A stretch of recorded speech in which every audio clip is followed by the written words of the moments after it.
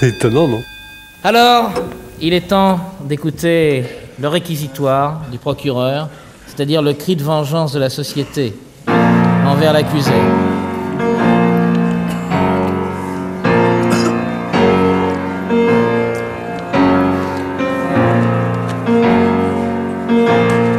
Ça s'annonce bien. J'adore cette musique.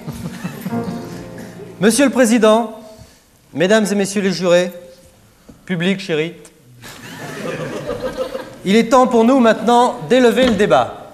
Le 1er mai 1898, le journal La Liberté de Saône-et-Loire, dont les opinions étaient fort écoutées, surtout dans la Saône-et-Loire, le journal La Liberté de Saône-et-Loire, dis-je, titrait sur 5 colonnes à la une, je cite, c'est authentique, « Dreyfus était-il coupable ou non coupable? Qu'importe. » L'article était signé Edmond de la Prissotière, qui fut l'un des... Prissotière. C'est authentique aussi. Non, mais... Qui fut l'un des plus fameux éditorialistes de la fin du siècle dernier, M. de Vesvres, et dont l'aïeul Claude Ferdinand, comte de la Prissotière, écrivit dans la Royale Gazette de Versailles, le 13 juillet 1789, un autre titre, inoubliable et plein de clairvoyance lui aussi, je cite encore, « Que la canaille prenne ou ne prenne pas la Bastille demain, qu'est-ce que ça change ?» Si vous le permettez, Monsieur le Président, je bousculerai exceptionnellement ma grande humilité naturelle pour signaler à la Cour le lien de parenté qui m'attache aux deux grands éditorialistes susnommés. Susnommés, ça veut dire que j'ai dit le nom avant. Oui. C'est pas parce que vous avez fréquenté les prissotières que...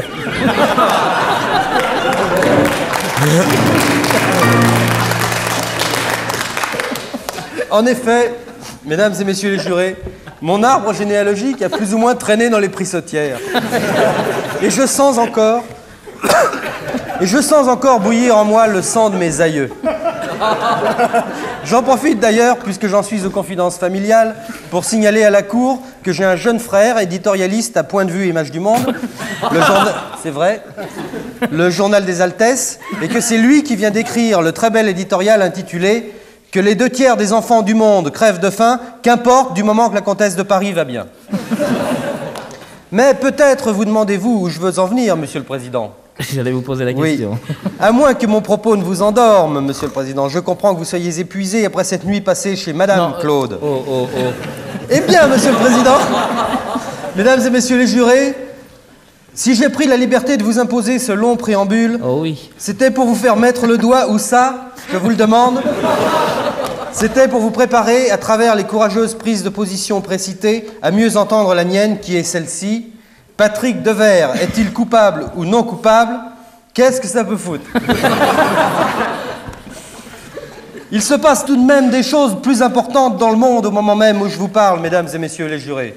Comment peut-on raisonnablement se préoccuper du cas de ce jeune homme qui, je tiens à le souligner, est infiniment sympathique et beau garçon au point de vous faire douter de votre propre hétérosexualité? Mais tout de même,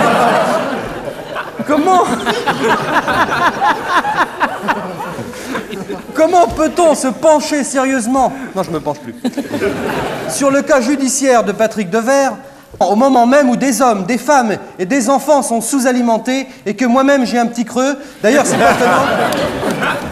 Il est bientôt midi. Or donc, Mesdames et Messieurs les jurés, que le sieur Devers soit coupable ou non, ça m'est bien égal. Est-ce une raison pour ne pas réclamer sa tête? Non. Encore que j'ai sous les yeux un document absolument authentique. Il s'agit d'une lettre d'une auditrice fidèle, Madame Marie-Brigitte Lepoutre, de Paris, c'est authentique aussi, ça, qui écrit « Monsieur le procureur général des proches de la République », c'est moi. « J'aime beaucoup ce que vous faites », c'est moi.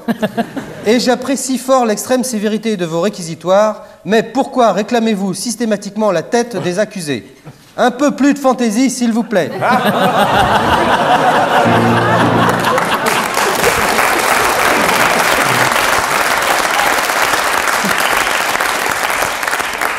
Pour Patrick Devers, changez un peu. Nous voulons le changement. Réclamez les oreilles, la queue ou une patte. Qu'est-ce qui m'a mis une patte? Pouvez-vous, post-scriptum, pouvez-vous m'envoyer une photo de Louis Rego en lavandière à poil avec juste le battoir qui dépasse? Merci. Mesdames Je suis très bien à poil, monsieur le procureur. Comment? Je suis très bien à poil, monsieur le procureur. Je sais, mon lapin, c'est pour ça que j'ai eu des félicitations. Mais... Eh bien, écoutez, avant d'aller pointer à l'Almanach Vermeau, je réclame votre patte de verre. C'est tout.